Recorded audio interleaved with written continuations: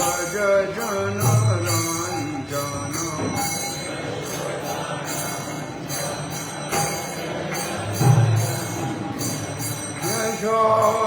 যশোদানন্দন ব্রজ জন রঞ্জন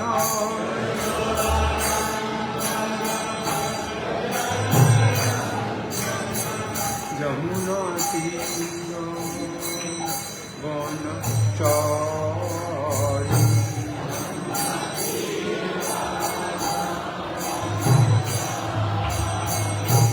যমুনা তীর বনচরি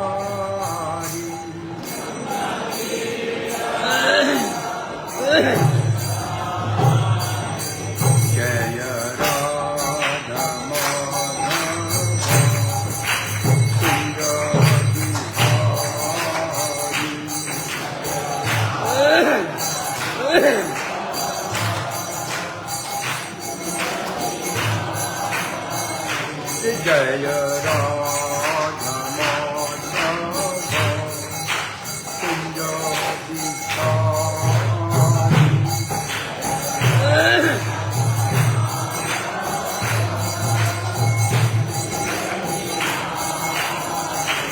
জয় রাধা মাধব কুঞ্জ Bihari Hare Krishna Krishna Krishna Hare Hare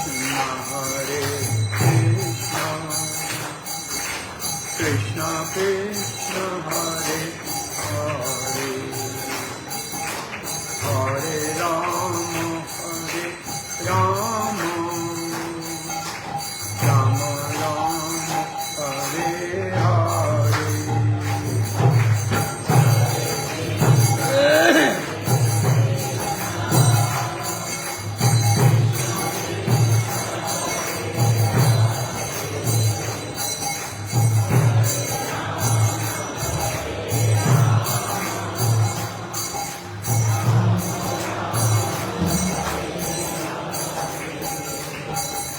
Hare Krishna Krishna Krishna Hare Hare Hare Rama Rama Rama Hare Hare Hare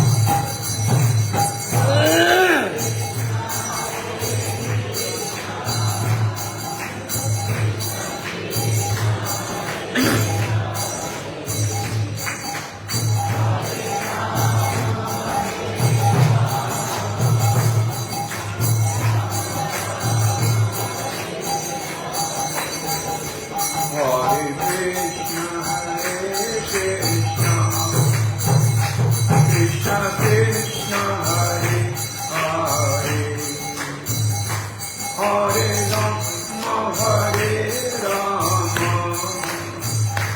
Rama Rama Hare Hare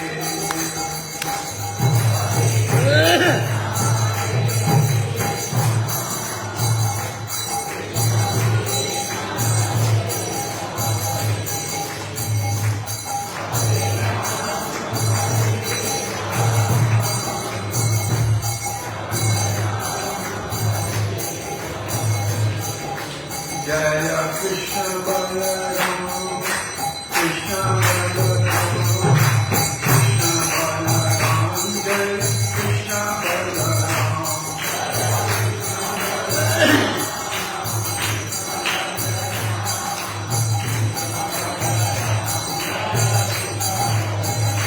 Jaya Krishna Balaram Krishna Balaram Jaya Krishna Balaram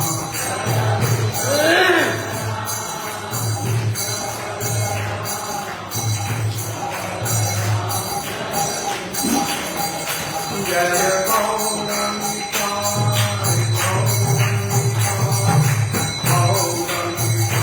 Jaya Gauranga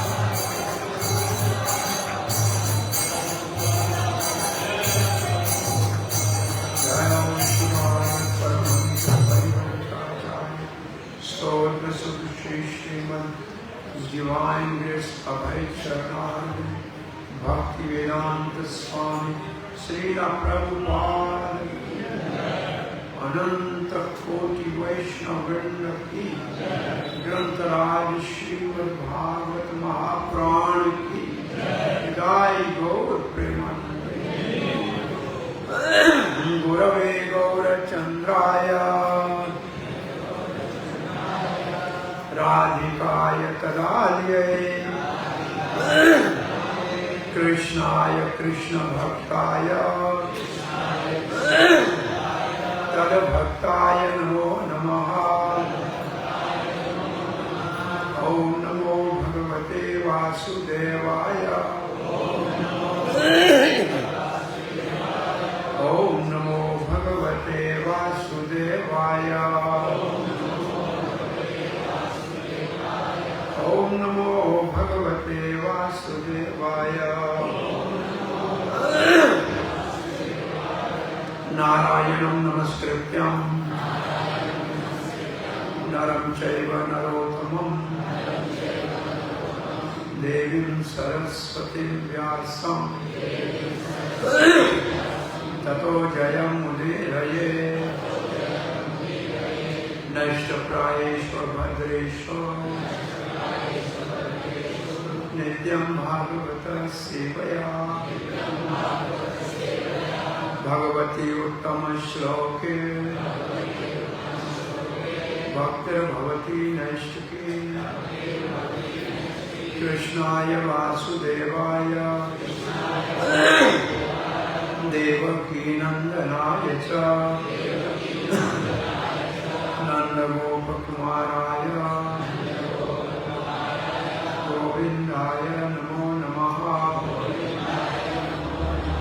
Jai Shri Krishna Chaitanya Prabhu Nityananda Shri Advaita Gadadhara Shiva Sari Gaura Bhakta Vrinda Hare Krishna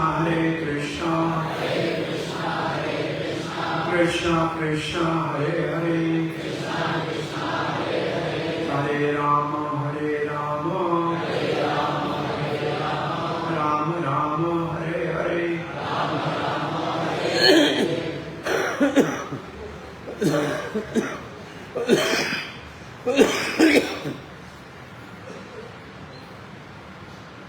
Hare Krishna Shri Krishna Balram मंदिर स्थान वृंदावन में प्रातः श्रीमद् भागवत में सप्तम में आपका सबका हार्दिक स्वागत है। बलराम पूर्णिमा का आदिवास पूर्व प्रातःकाल है। हम श्रीमद् भागवत महापुराण के 7वें स्कंद के अंतर्गत सभ्य मानव समाज के जो लक्षण है, गुण है, उनका श्रवण वर्णन कर रहे हैं। 7वें स्कंद श्रीमद् भागवत के 15वें अध्याय में 5वें और 6ठे श्लोक का आज हम श्रवण वर्णन करेंगे।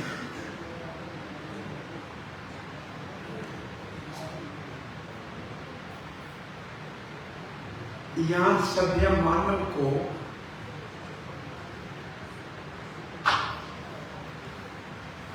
अपनी परंपराएं और धर्म की मर्यादाओं को नियम से निभाना चाहिए।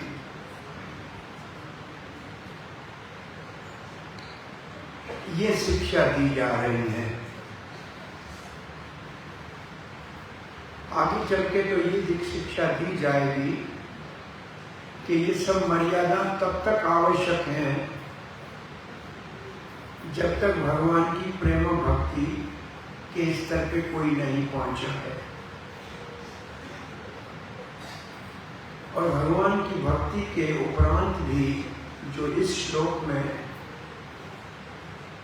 5वें और 6ठे में वर्णन है, वो तो सबके लिए अति आवश्यक है। तो आइए 5वें श्लोक का पाठ करते हैं। देशे काले च संप्राप्ते मुन्य अनम हरिदेवतम श्रद्धया विधिवत पात्रे न्यसं कामधुग अक्षम देश काले च संप्राप्ते मुन्यानं हरिदेवतं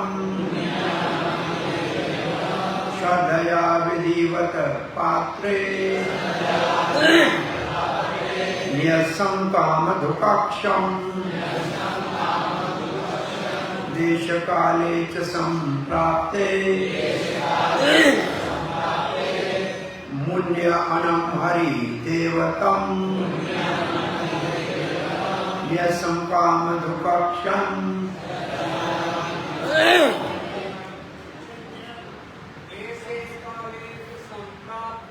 देशे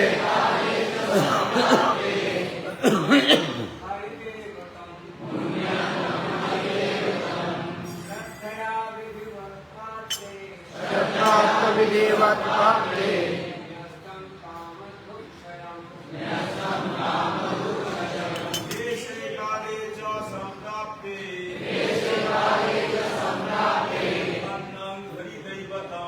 मुन्यानं हरिदेवतं श्रद्धया विधिवत पात्रे न्यसं कामधुकाक्षं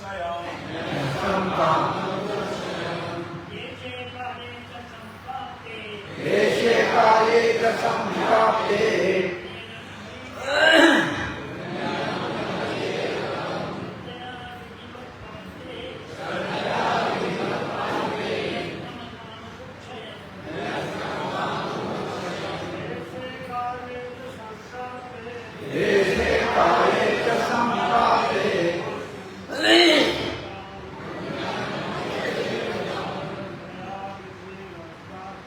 श्रद्धया विधिवत पात्रे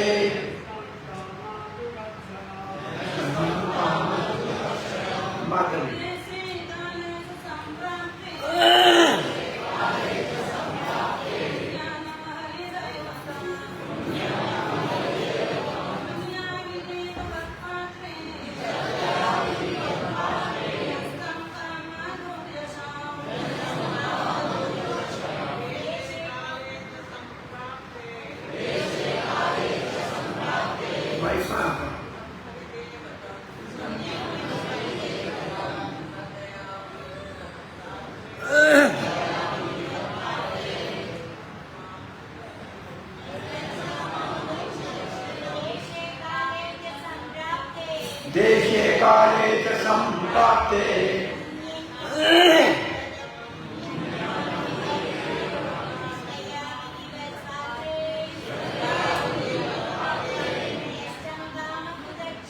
न्यसं कामधुकाक्षं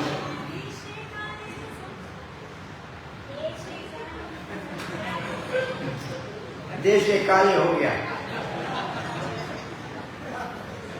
वैसे देशे का अर्थ है किसी पवित्र स्थान, जैसे जमुना जी का तट है, वृंदावन धाम है, प्रयागराज है, गंगा का तट है, ये देश हो गया। और काल का अर्थ है समय, जैसे का द्वादशी का समय है, पूर्णमासी का समय है, जन्माष्टमी का समय है। तो पुण्य तिथि पे, पुण्य स्थान पे संप्राप्त का मतलब जब आपको अच्छी तरह से वो मौका मिल जाए, ऐसी जगह और ऐसा समय उपस्थित हो जाए तो क्या करना चाहिए? मुनि अनम। मुनि अनम का अर्थ है वो भोजन जो साधु खाते हैं, मुनि खाते हैं। मुनि अनम जिसमें कोई दोष नहीं होता है, जिस अन्न में कोई दोष नहीं होता है। असल में मुनि अनम, वैदिक काल में मुनि अनम का अर्थ ये है वो अन्न जो खेत में किसान छोड़ के चला जाए उठाने के बाद, या कहीं जहां अनाज बिकता है गिरा पड़ा है उसको इकट्ठा कर लिया जाए, जिसमें कोई दोष नहीं, उसको मुनि अनम कहते हैं। और मुनि अनम उसको भी कहते हैं जो फल फूल भगवान की तरफ से पका हुआ सामान है, वो मुनि अनम है। और क्या करे मुनि अनम को? हरि देवतम श्रद्धया विधिवत नेम से हरि को, जो सब देवताओं के अधिपति है, उसको अर्पण करना चाहिए, भोग लगाना चाहिए। फिर क्या करे? पात्रे न्यसम, जो सत पात्र वैष्णव ब्राह्मण है उसको अर्पण करे, उसको वो प्रसाद खिलाए। बोला फायदा क्या होगा? काम धुक अक्षम, वो काम धेनु अनंत काल तक अक्षय आपको फल देगा। ये काम धुक शब्द और कहीं भगवत गीता में आया है, किसी को याद है? सोच के बताओ।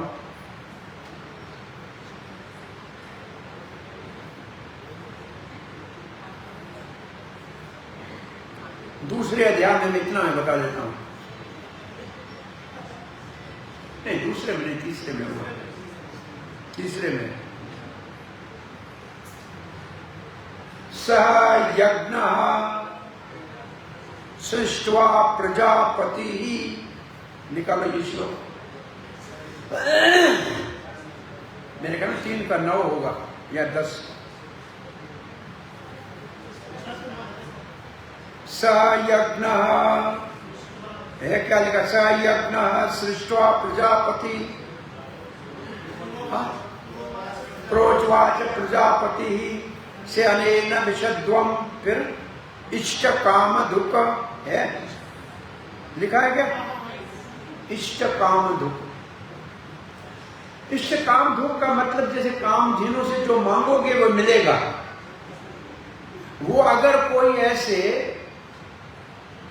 उचित समय पे, उचित जगह पे, धर्म स्थान पे और बहुत ही पवित्र तिथि पे, ऋषि अनम का मतलब शुद्ध, प्रभुपाद ने लिखा है घी में पका हुआ, शुद्ध गाय के घी में पका हुआ अन्न भगवान को भोग लगाकर सत्य पात्र वैष्णव को खिलाए तो अक्षय सुख संपत्ति धन धान्य और भगवान की भक्ति की प्राप्ति होगी।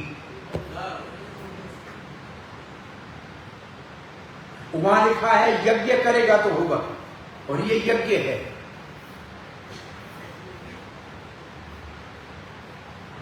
बोला ब्राह्मण को खिला दिया, वैष्णव को खिला दिया, अब क्या करें? तो आगे का श्लोक पढ़ते हैं, अब क्या करना है।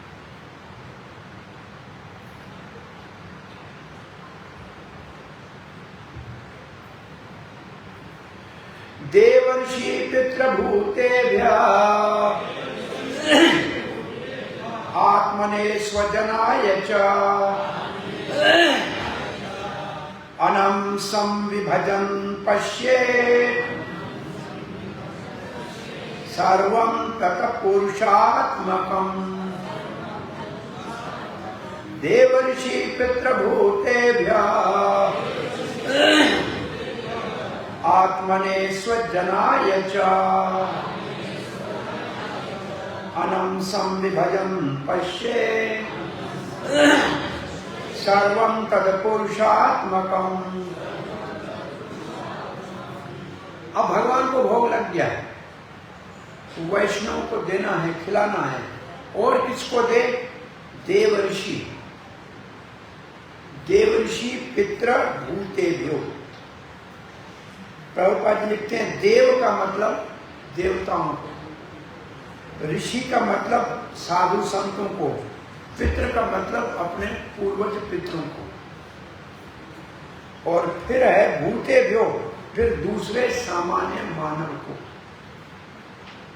और फिर लिखा है स्वजन, अपने रिश्तेदारों को। रिश्तेदार कौन से नंबर पे आए हैं? हाँ अंतिम। और हम किसी को खिलाना होता है तो पहले किसको खिलाते हैं? रिश्तेदार को। तो मर्यादा क्या है? भगवान को, वैष्णव को, देवता को, ऋषि को, पितृ को, सामान्य जनता को और फिर अपने रिश्तेदारों को वो भोग प्रसाद बांटे। विभजन, विभजन का अर्थ है सम विभजन, सबको विभाजन करके बांटे। क्या सोचते हुए? ये मेरा रिश्तेदार है, इसको खिला रहा हूं। ये ऋषि आशीर्वाद देगा इसलिए खिला रहा हूं। ये देवता कुछ हमारा मन की कामना पूरी करेगी इसलिए खिला रहा हूं। नहीं, पश्येत का मतलब उस वक्त देखे और विचार करे कि ये सब जो खा रहे हैं ये कौन है? सर्वम, ये सब तत्पुरुषार्थकम, ये सब उस भगवान के अंश हैं। ये सब भगवान के अंश हैं। ये जो खा रहे हैं ये सब भगवान के अंश हैं। ऐसा करके सभ्य व्यक्ति सबको भोजन कराए।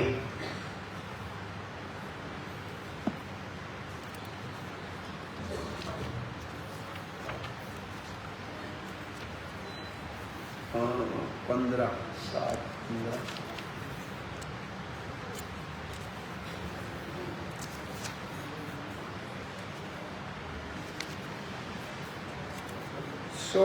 आज के श्लोक में हम क्या पढ़ने जा रहे हैं? पहले 5वें श्लोक का अनुवाद पढ़ता हूं।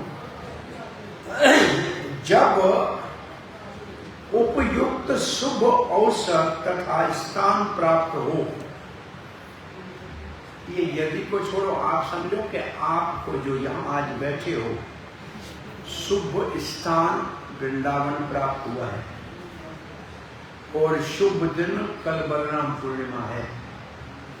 ये सब आप ऐसे समझ लो, आपको ये प्राप्त हो गया है। तब क्या करें? तो मनुष्य को, अगर आप मनुष्य हो तो, नहीं आप मनुष्य हो तो, मनुष्य तो देवता हो तो नहीं। मनुष्य को चाहिए कि अत्यंत प्रेम पूर्वक पूर्ण पुरुषोत्तम भगवान के अर्च विग्रह को घी में बना भोजन अर्पित करे और फिर उपयुक्त व्यक्ति अर्थात वैष्णव या ब्राह्मण को प्रसाद दे। इसे अक्षय समृद्धि आएगी। अब किसकी इच्छा हो गई कि ये कार्य कल हम वृंदावन में करेंगे? इसको श्लोक को दूसरी तरफ से दूसरे तरीके से पढ़ते हैं। जो वैष्णव ब्राह्मण अपने आप को समझता है, ऐसे उचित स्थान पे उचित दिन पे कथा में आए और कोपन लेके प्रसाद खाए, उसको भी अक्षयदान प्राप्त होगा। भाई दोनों तरफ से इसको, भाई अगर खाने वाला भी तो चाहिए ना, खिलाने वाले तो बहुत आते हैं, खाने वाला भी तो कोई चाहिए ना। नहीं भाई, खाने वाला स्वीकार करेगा तभी तो फल मिलेगा उसको। अब वैष्णव मिलेंगे कहां से? तो असल में यहाँ हमारे यहाँ ये ऐसे श्लोक का अर्थ होगा नहीं, वो सही अर्थ है असल में। भाई खिलाने वाले तो बहुत आ सकते, खाने वाला भी तो कोई सत्यपात्र मिले ना। इतना रोज 16 माला जपने वाला भाग्यशाली सत्यपात्र कहाँ मिलेगा? ये बहुत बड़ी बात है असल में सब। और धाम में, और वो भी कृष्ण बलराम मंदिर में कैसे मिले? भाग्य से मिले। को खिलाने वाले को तो अक्षय पुण्य की प्राप्ति होगी, लेकिन खाने वाला भी उसको आशीर्वाद देगा। भाई प्रसाद खाते हो तो आशीर्वाद दिया करो, शुभकामना दिया करो। ये भी हमारा धर्म है। ये श्लोक अच्छा नहीं है? दोनों तरफ से काम करेगा कि नहीं? दोनों तरफ से काम करेगा। भाई खाने वाला भी तो चाहिए ना। अब बहुत सारा यहाँ पान आन पकाओ, कोई साधु ही नहीं मिले तो क्या करोगे? साधु मिल जाना बहुत बड़ी बात है।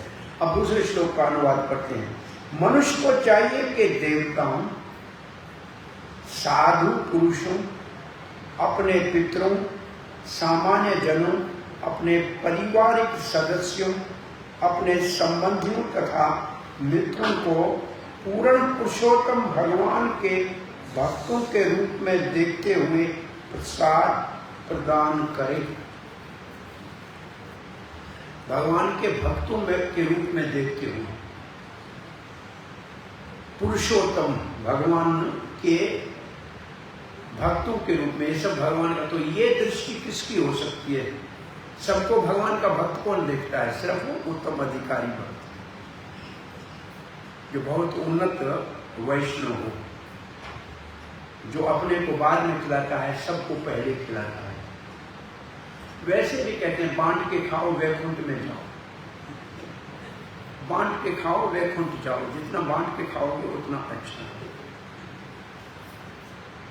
ये भाव असल में देखा जाए श्री प्रभुपाद जी का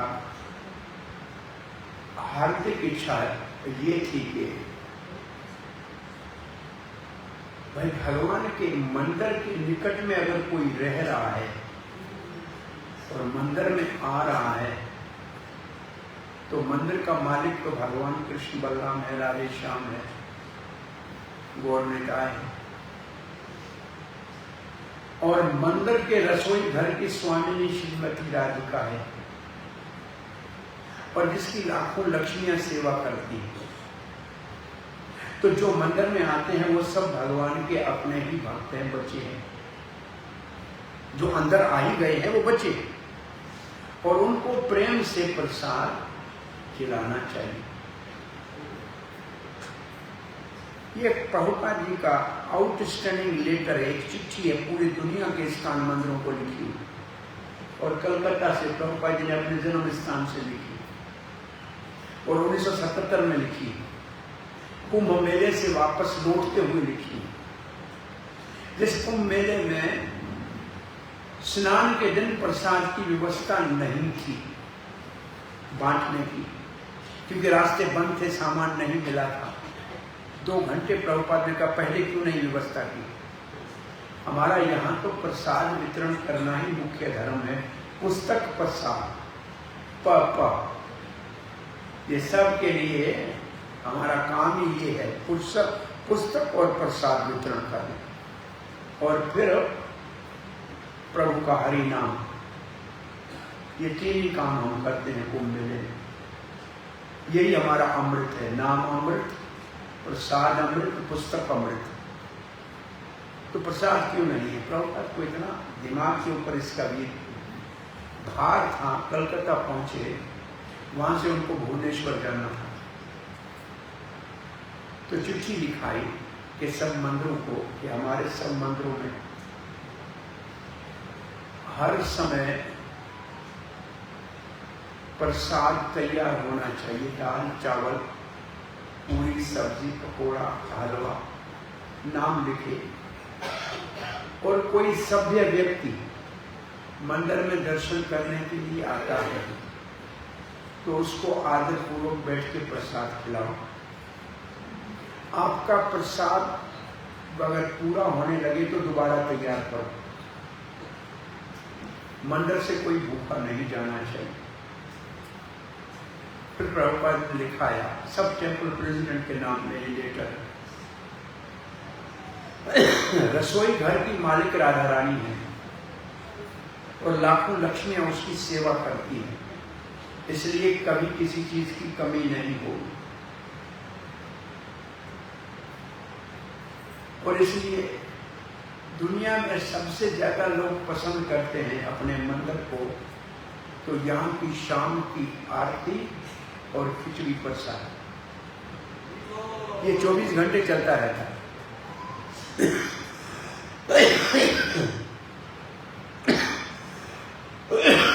और बड़े बड़े धनी व्यक्ति भी प्रेम से खिचड़ी प्रसाद लेके पाते हैं। और इन प्रसाद का कितना प्रभाव हुआ। एक बैंक में किसी मंदिर के भक्त को कुछ सहायता मैनेजर से चाहिए थी। जब मैनेजर के पास अपनी एप्लीकेशन ले गया तो वो इस्कान के वेशभूषा में गया। मैनेजर ने उसको देख के पूछा, इस्कान के हो? बोला हाँ। बोला कोई डॉक्यूमेंट की जरूरत नहीं है, जो चाहिए आपका संचलन कर देते हैं। ये बेचारा हक्का बक्का रह गया, ऐसे क्यों? बोला मैं जब पढ़ता था आपके मंदिर से रोज खिचड़ी प्रसाद था। मेरी जिंदगी प्रसाद से मैं बना हुआ हूं। ये दुनिया का सबसे बड़ा, क्या नाम है उसका,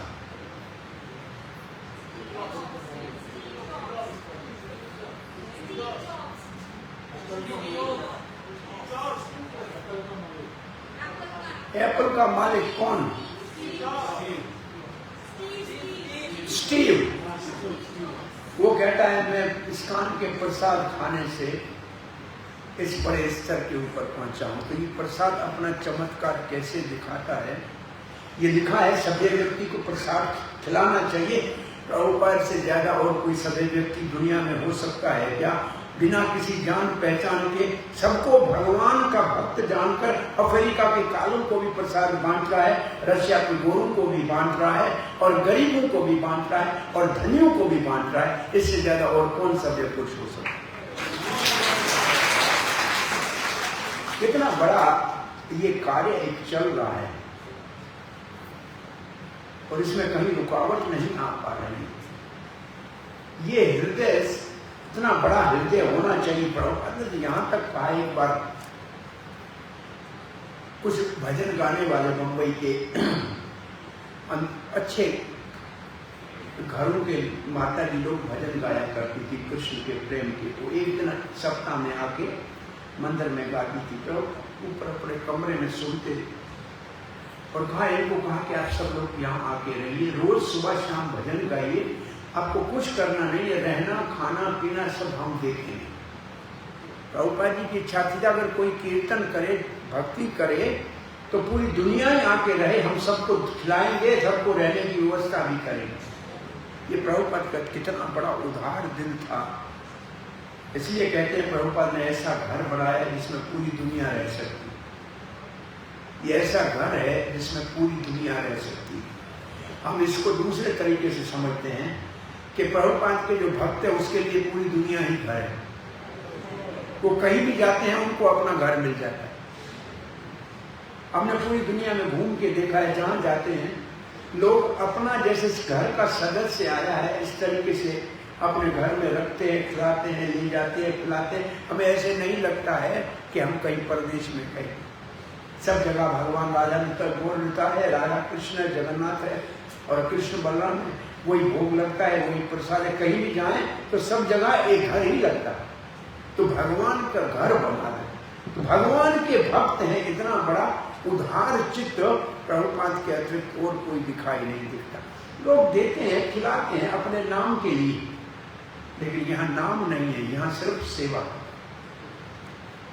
तो आगे पढ़ते हैं, मनुष्य को चाहिए कि देवताओं, साधु पुरुषों, अपने पितरों, सामान्य जनों, अपने पारिवारिक सदस्यों, अपने संबंधियों तथा मित्रों को पूर्ण पुरुषोत्तम भगवान के भक्तों के रूप में देखते हुए प्रसाद प्रदान करे।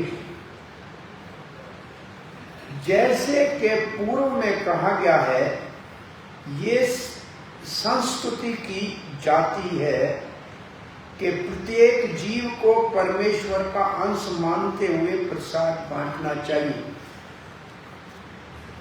प्रभुपाद जी का आज के इस श्लोक का तात्पर्य इस एक शब्द के ऊपर है कि सारे जीव भगवान का अंश है।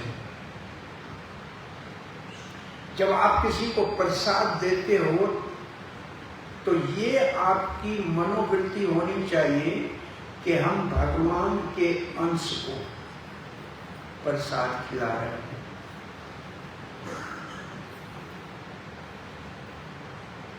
और ये हमारा धर्म है, इसको हम पूरा कर रहे हैं। इसके बदले में हमें क्या मिलेगा, इससे हमें कुछ लेना नहीं। प्रभुपाद जी लिख रहे हैं, यहां तक कि गरीबों को भोजन देने के अवसर पर भी प्रसाद का वितरण किया जाए। ये प्रभुपाद जी समाज में एक प्रचलित प्रथा है कि गरीबों को बचा खुचा, रात का बच गया जो घर में, तो जाओ गरीबों को बांट के आओ। नहीं, प्रसाद बांटना चाहिए। पहले गरीबों को भोजन बांटने वालों को प्रसाद बांटना चाहिए। अब जब लोग ऐसे सिर्फ भोजन बांटते हैं, वो प्रसाद नहीं है कि भगवान को अर्पण नहीं हुआ, तो उसमें आप उनको भगवान का अंश समझ के नहीं दे रहे हैं, उनको आप अपने आप को भगवान समझ के उसको खिला रहे हैं, या उससे महामूर्ख उनको भगवान समझ के खिला रहे हैं। ये इसके ऊपर प्रभुपाद जी लिखेंगे। तो पहले तो बांटना चाहिए प्रसाद।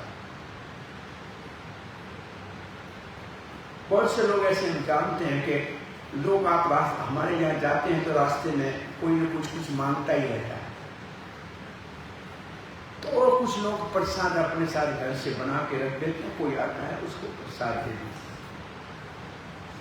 तो प्रसाद अपने साथ सदा रहना चाहिए, इससे ज्यादा शक्तिशाली देने के लिए कोई और चीज नहीं। अब प्रभुपाद जी लिख रहे हैं, कलियुग में प्रत्येक वर्ष अन्न का अभाव रहता है और इस प्रकार परोपकारी जन गरीबों को खिलाने में प्रचुर मात्रा में खर्च करते हैं। अब प्रभुपाद जी जो धार्मिक लोग हैं उनकी प्रशंसा कर रहे हैं कि कली काल में अन्न का अभाव होता है, गरीब लोगों के पास खाने के लिए व्यवस्था नहीं होती है, तो बहुत से लोग ऐसी संस्थाएं चलाते हैं जो लोगों को भोजन देती है। ये तो ठीक है। अब प्रभुपाद जी लिख रहे हैं, ये बड़ी मुख्य बात है, परोपकारी लोग हैं, इसके लिए उन्होंने दरिद्र नारायण सेवा शब्द ढूंढ निकाला है। इसका निषेध है। अब ये शब्द दरिद्र नारायण क्या है? दरिद्र का मतलब गरीब और नारायण का मतलब भगवान। इसका मतलब ये जो गरीब है, ये बेचारा नारायण भगवान गरीब हो गया और हम लक्ष्मीपति हैं, इसको खिला रहे हैं। तो ये धारणा गलत हो गई ना। क्या भगवान कभी गरीब हो सकता है? क्या लक्ष्मीपति भगवान गरीब हो सकता है जिसको आपको खिलाना पड़ेगा? नहीं ना। तो ये शब्द कहां से आया? दरिद्र नारायण। ये गरीब नारायण का रूप है, ऐसे लोग कहते हैं। ये असल में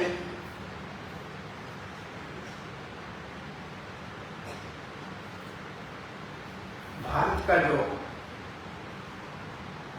वास्तविक सिद्धांतों को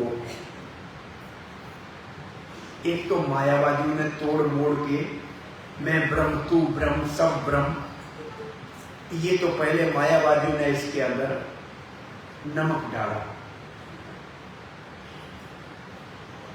फिर ईसाई, जब क्रिश्चियनिटी यहाँ थी, उन्होंने समाज सेवा के कार्य करना शुरू किए, स्कूल खोलना और अनाथालय खोलना। तो हमने उनसे भी कुछ उस खिचड़ी के अंदर और सड़ी गड़ी सब्जियां उनके विचार डाल दी और कहा कि ये आप समझते ये गरीब है, हम समझते ये नारायण है। उनसे हम बड़ा होने की मूर्खता में ये नारायण शब्द हमने डाल दिया। तो ये असल में वास्तविक जो सिद्धांत है शास्त्र का, उसके ऊपर समय के कारण विधर्मियों का और हमारे अपने जो धर्म के रहस्य को नहीं समझने वाले हैं, उन्होंने तोड़ मोड़ के ये शब्द बनाया। प्रभुपाद जी कहते हैं ये निषेध है, दरिद्र नारायण नहीं कहना चाहिए। भगवान गरीब नहीं है और तुम्हारी रोटी के लिए हाथ ऐसे पकड़ के मांगेगा नहीं। अरे वो तो संसार सबको देने वाला है। तो फिर क्या समझना चाहिए? ये नारायण के अंश है, फिर तो ठीक है, ये नारायण के अंश है, इसको खिलाना चाहिए। इसमें गलती क्या होती है कि ये अगर गरीब नारायण है तो हम इनको खिलाने वाले धनी नारायण हैं, तो ये इसका अर्थ ये है मायावाद कि ये भी नारायण, मैं भी नारायण, सब नारायण। यहां एक बहुत बड़ा अद्वैत मायावाद जिसको कहे, उसका बहुत बड़ा एक विद्वान, शिखर का विद्वान बनारस से आया और ठाकुर राधा कृष्ण का दर्शन करके जा रहा था। एक सामान्य व्यक्ति ने उससे पूछा, महाराज आप शास्त्र अर्थ करते हैं? बोला हाँ करता हूं। बोला आप किसी को हराते हैं तो आपको खुशी होती है? बोला बहुत खुश होता हूं। बोले जिसको हराते हैं वो कौन होता है? बोला वो भी नारायण। बोला जो आप हराते हो आप क्या है? बोला मैं भी नारायण। बोला एक नारायण दूसरे को हरा के नारायण को हराता है, वो खुश होता है, ये आपका सिद्धांत है? उस महात्मा का दिमाग हिल गया। ऐसे कैसे? मैं भगवान और दूसरा भी भगवान है, उसको मैं हराता हूं और मैं खुश होता हूं, ये मैं कौन सा भगवान हुआ? उसका दिमाग हिल गया। उसने वैष्णव सिद्धांत को पढ़ने के बाद ये कहा, बड़ा विद्वान था, कहा कृष्ण परम तत्व अहम न जाने, कृष्ण से ऊपर कोई तत्व है मैं नहीं जानता। उसका मन बदल गया। एक काशी में पंडित थे, वेदांत का ही पाठ करते थे। किसी ब्राह्मण के घर में ब्राह्मण रोज भागवत पढ़ता था। घर में सूतक आ गया, बच्चे का जन्म हो गया और वो नक्षत्र से 28 दिन शास्त्र नहीं पढ़ना, उसके मन में ये आया।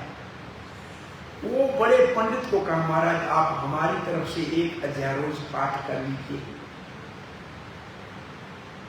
बोला मैं भाई भागवत नहीं पढ़ता हूं, मैं तो वेदांत पढ़ता हूं।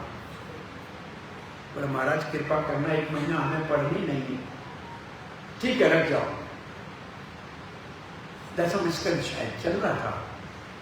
महाराज ने पढ़ना शुरू किया, 28 दिन पढ़ा नक्षत्र के सारे पुस्तक, उपनिषद, वेद सब बांट कर वहां से, और वृंदावन में आया और गौड़िया वैष्णव दीक्षा लेके पूरे ब्रज के 84 केस कोश में डंडा घुमा के कहता था कि कौन कहता है कि अद्वैत सिद्धांत में ये लिखा है, मेरे से बात करके देखो। या पूरे ब्रज में आके उसने प्रचार किया।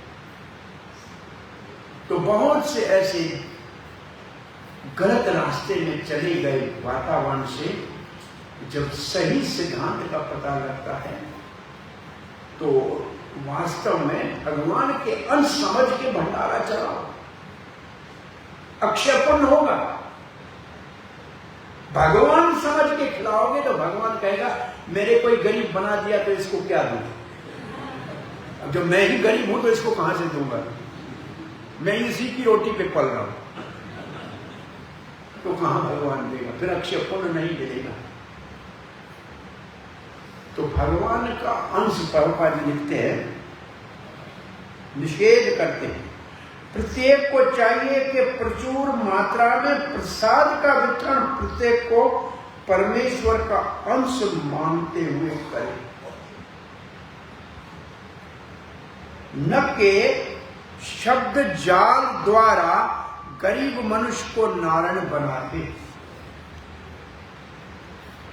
ये असल में प्रभुपाद जी प्रचार कर रहे, उन लोगों की प्रशंसा भी कर रहे, अच्छा काम करते हैं, परंतु धारणा गलत है, मानसिकता गलत है। मैं खिलाने वाला हूं, आप खाने वाले हो, ये विचार करना तो असुरी भाव हो गया। ईश्वर अहम अहम सिद्धो, अहम बलवान, अहम सुखी, ये तो ईश्वर भाव हो गया, ये असुरी भाव हो गया। इससे फल नहीं मिलेगा, इससे संसार में सुख मिल सकता है, भगवान नहीं मिलेगा। एक बहुत बड़ा सेठ था, जो आता था उसको देता था, चारों दरवाजे खुले थे और देता था सर नीचे करके, ऐसे देता था। किसी ने पूछा, महाराज आप सेठ साहब बहुत बड़ा उदारता से दान करते हो, सर नीचे क्यों करते हो? और मुझे शर्म आती है, लोग कहते हैं मैं देता हूं जबकि मेरा कुछ नहीं है, इसलिए मैं सर नीचे करता हूं कि ऊपर वाले का, मैं तो यहां मोदी बन के दो लोगों को बांट रहा हूं, मेरा अपना कुछ नहीं।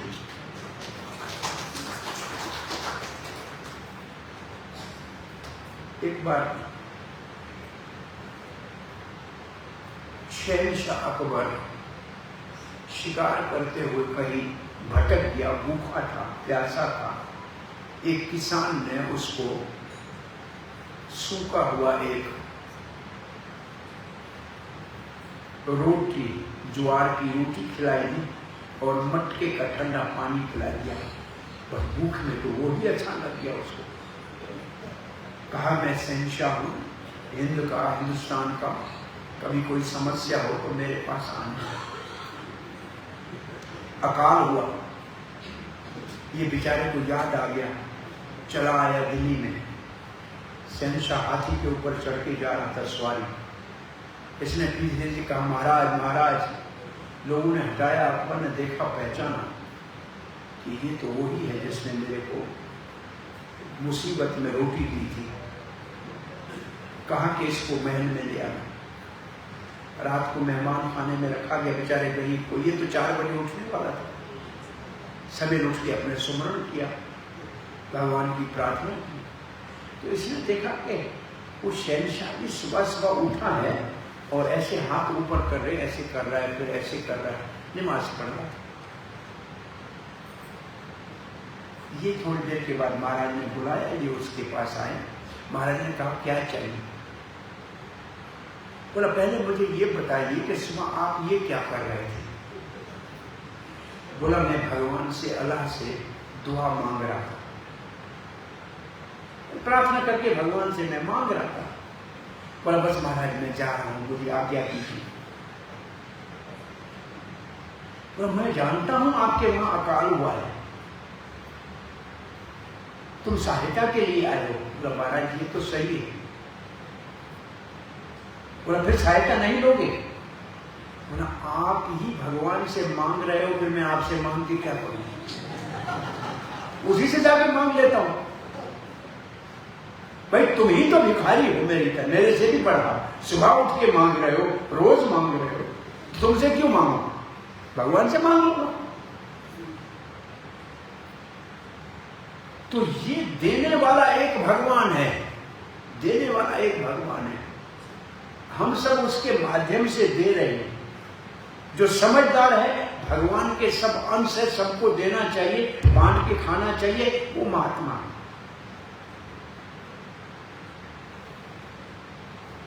एक गरीब के बच्चे का ऑपरेशन होना था, पैसा नहीं था। मंदिर में प्रार्थना कर रहा था रात को 3-4 बजे।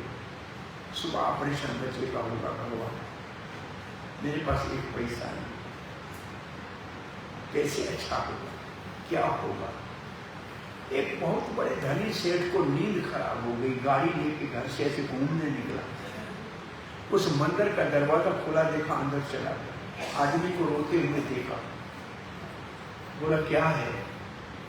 बोला, प्रार्थना कर रहा हूं भगवान से, बच्चे का कल बहुत बड़ा ऑपरेशन होना, मेरे पास पैसा नहीं।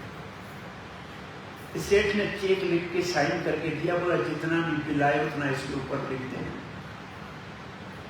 तुम्हारी चिंता करने की जरूरत नहीं। और फिर सेठ ने कहा, ये मेरा कार्ड ले लो और जरूरत पड़े तो मुझे फोन करना। उसने बोला कार्ड की जरूरत नहीं। बोला क्यों? बोला आधी रात को जो आपको घर से उठा के मेरे पास सेवा के लिए भेज सकता है, उस एक का कार्ड मेरे पास बहुत है, और किसी के कार्ड की जरूरत नहीं। भाई और किसी के कार्ड की क्या करना जरूरत है? अब आपको रात को 2 बजे घर से भेज सकता है देने के लिए, तो फिर तुम्हारे कार्ड को छोड़ो, वो एक कार्ड ज्यादा है। एक बेचारा गरीब था, भगवान के मंदिर में कह रहा था रोटी भगवान हमारे घर में 2 टाइम की नहीं है। तो एक नास्तिक खड़ा था, कम्युनिस्ट। उसने कहा भगवान इसको रोटी कहां से दी? उसने क्या किया, बाजार से कुछ वो ब्रेड खरीदा, कुछ सामान खरीदा, उसके घर में जाके कहा ये लो तुम्हारी रोटी लाया हूं। उसने ले लिया। बोला पूछोगे नहीं किसने भेजा है? उसने उसकी ओर देखा और कहा पूछ के क्या करूं? अगर मेरा भगवान चाहे तो किसी नास्तिक के हाथ में भिजवा सकता है।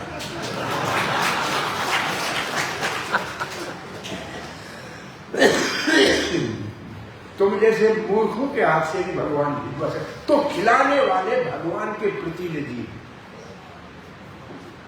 उसको मैं खिलाने वाला हूं ये नहीं सोचना चाहिए। मेरी सेवा स्वीकार हो रही है, भगवान कर रहा है। एक भाषा है कि मेंढक है ना छोटा, इसको एक भाषा में डेडर कहते हैं।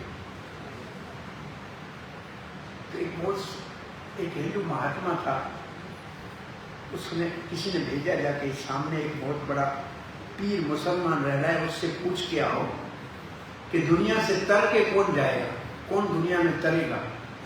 तो उस महात्मा ने कह दिया हिंदू ने कि एक डेडर मतलब मेंढक और दूसरा गधे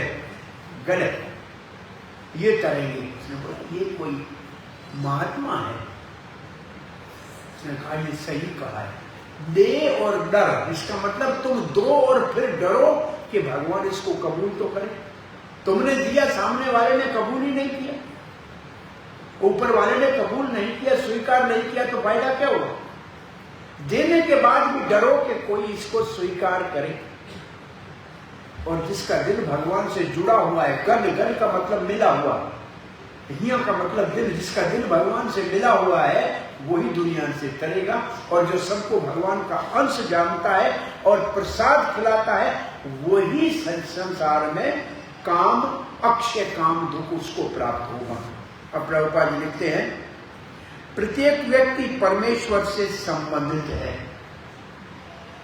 हर जीव भगवान से संबंधित है, किंतु उसे भूल से भी ये नहीं सोचना चाहिए कि पूर्ण पुरुषोत्तम भगवान से संबंध होने से वो पूर्ण पुरुषोत्तम भगवान श्री नारायण बन गया है। भगवान से संबंधित है। सिद्धांत ये है कि सबके अंदर भगवान है, पर सब भगवान नहीं है। हम सब भगवान के हैं, लेकिन हम भगवान नहीं हैं। सब में भगवान है ये बात तो मानते हैं, लेकिन सब भगवान है ये गलत है। और ये इतनी हमारी भाषा में आ गया है, ऐसे गलत प्रचार का इतना प्रभाव हो गया है कि लोग आत्मा सो परमात्मा ये तो कहने से ऊपर ही,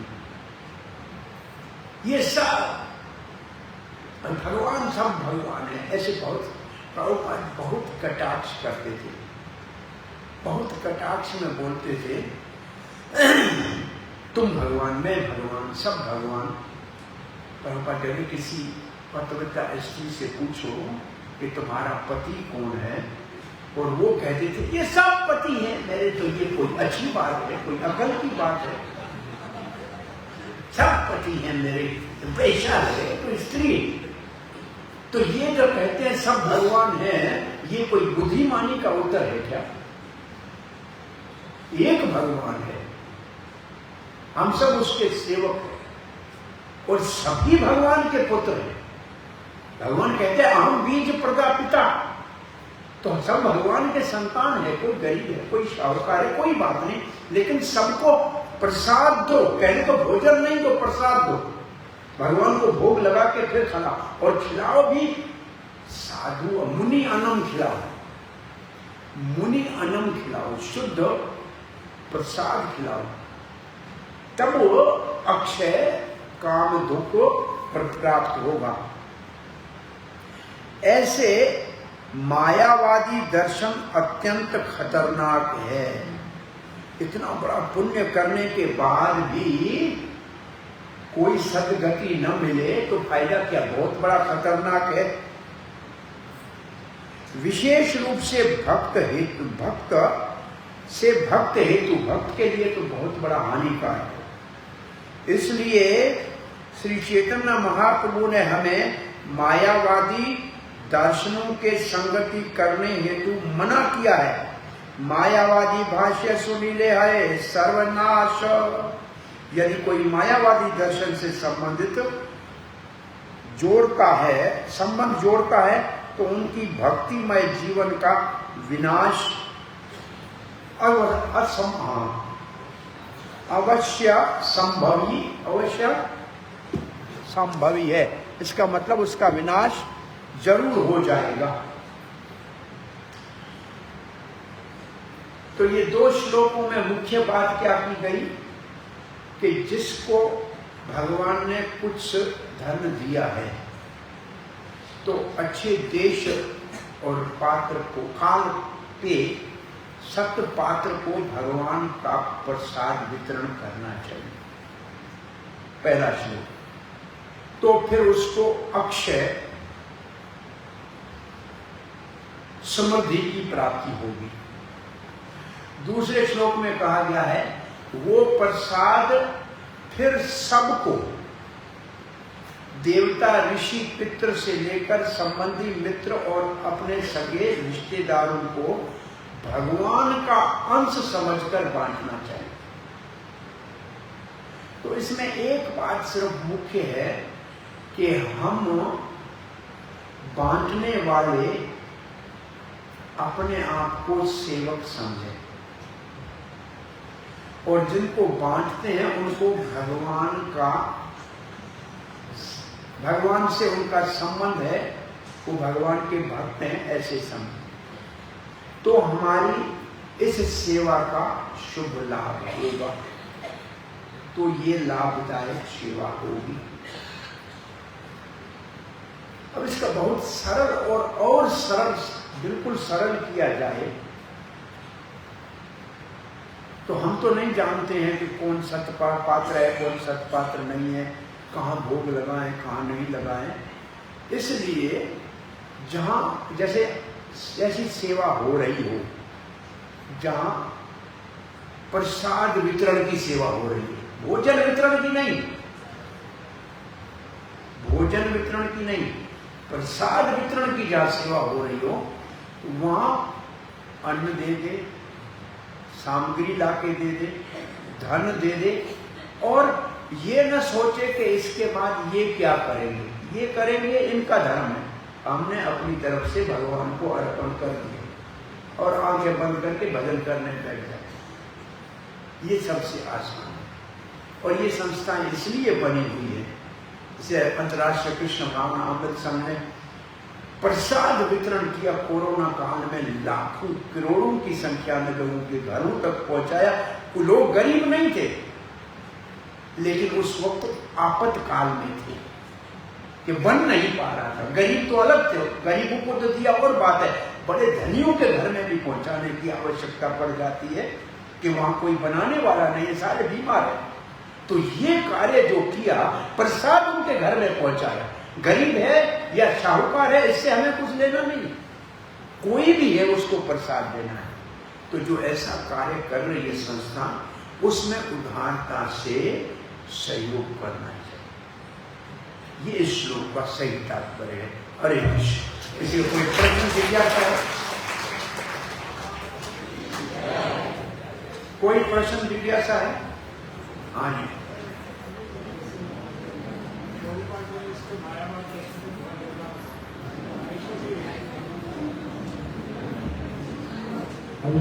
धन्यवाद।